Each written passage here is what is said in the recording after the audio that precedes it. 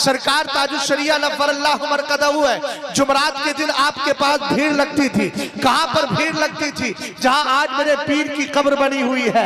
हिकमत तो देखिएगा, सवाल जवाब हो रहा है, सवाल उर्दू में हो रहा है, जवाब भी उर्दू में मिल रहा है। सवाल अरबी में होता है, जवाब अरबी में मिलता है। सवाल इंग्लिश में है, जवाब भी इंग्लिश में है। सरकार ताजुश शरिया किस चीज का जवाब दे रहे हैं और किसके जरिए दे रहे हैं? कभी कुरान की आयत पढ़ते हैं, कभी मुस्तफा की हदीस पढ़ते हैं, कभी इमाम आजम का मसलक बयान कर रहे हैं। तवज्जो फरमाना, जमीन कौन सी है?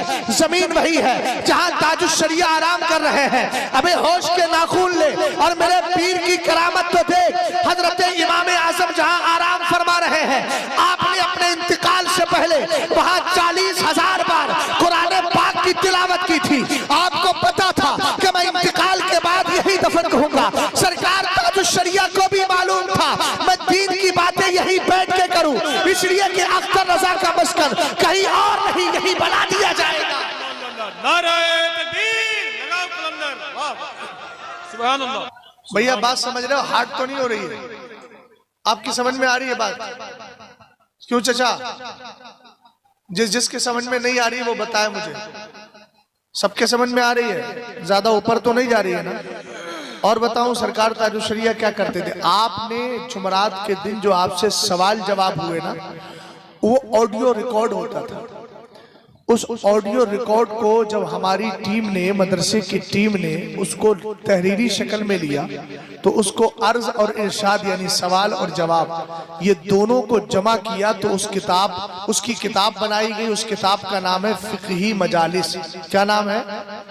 मालूम है मेरे पीर ने अपनी जिंदगी में सिर्फ जुमरात में जो सवालात हुए आपसे, सवाल जवाब का सेशन, उन जवाबात को जब तलाश किया गया तो पता चला कि पूरी जिंदगी में आपने सिर्फ एक तरीके से, फतवे अलग हैं, किताबें अलग हैं, सवाल और जवाब जो मुझ जैसे आप जैसे गुलामों ने पूछे, आपने जो जवाबात दिए हैं, उन सारे जवाबों को जमा किया गया किताब में, तो वो 5,000 से ज्यादा जवाबात हैं।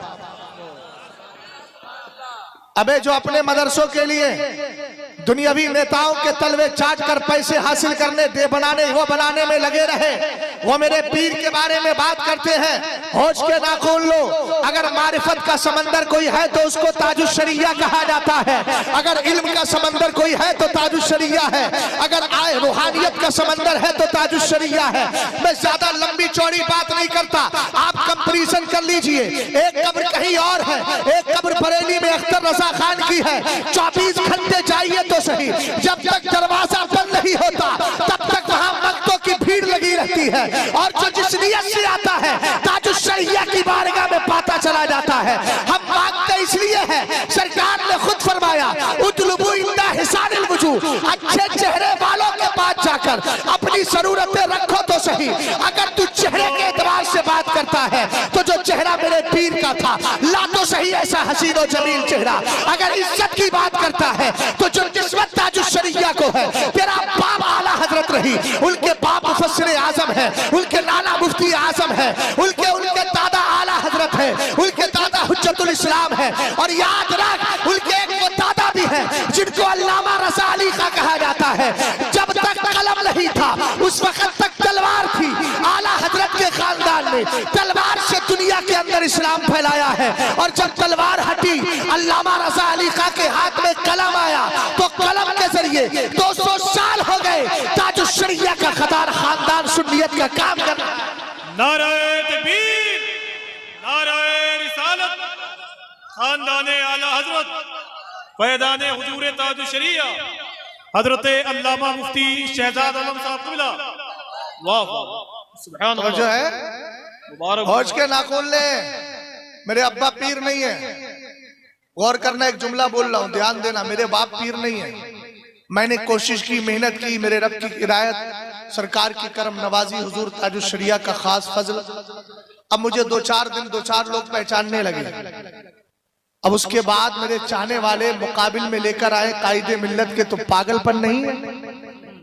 अरे बोलिए यार, तस्दीक तो कीजिए कम से कम।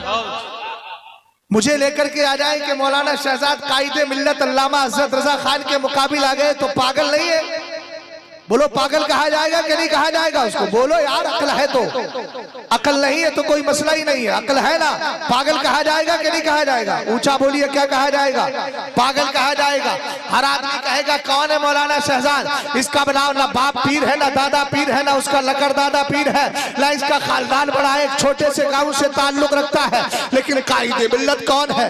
जिनके उस्ताद ताजुश शरिया है, जिनके बाप ताजुश शरिया है, जिनके मामू और ससुर अमीन शरीयत है, जिनके खुद पीर सरकार मुफ्ती आजम है, जिनके दादा पीर को है सरकार अबुल हुसैन नूरी मियां है, जिनके दादा मुफस्सिर आजम है, जिनके परदादा हुज्जतुल इस्लाम है और जिनके ऊपर वाले दादा आला हजरत इमाम अहमद रजा खान है। तो मियां निस्बतों से हम प्यार करते हैं। अगर ताजुश शरिया की निस्बत की बात आई, उठाना अपने किसी पीर को, मैं एक ताजुश शरिया लेकर के आता हूँ, ना उसके इल्म का कोई जवाब है, ना हुस्न का कोई जवाब है, ना उसकी मकबूलियत का कोई जवाब है, ना उसकी शोहरत का कोई जवाब है।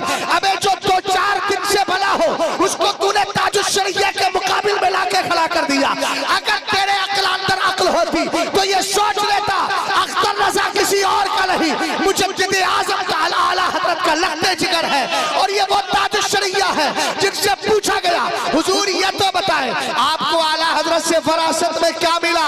कहा 2 चीजें मिली है, एक तो अच्छा जहन मिला है और दूसरा कलम की तेजी अल्लाह ने मुझे अता फरमा दी।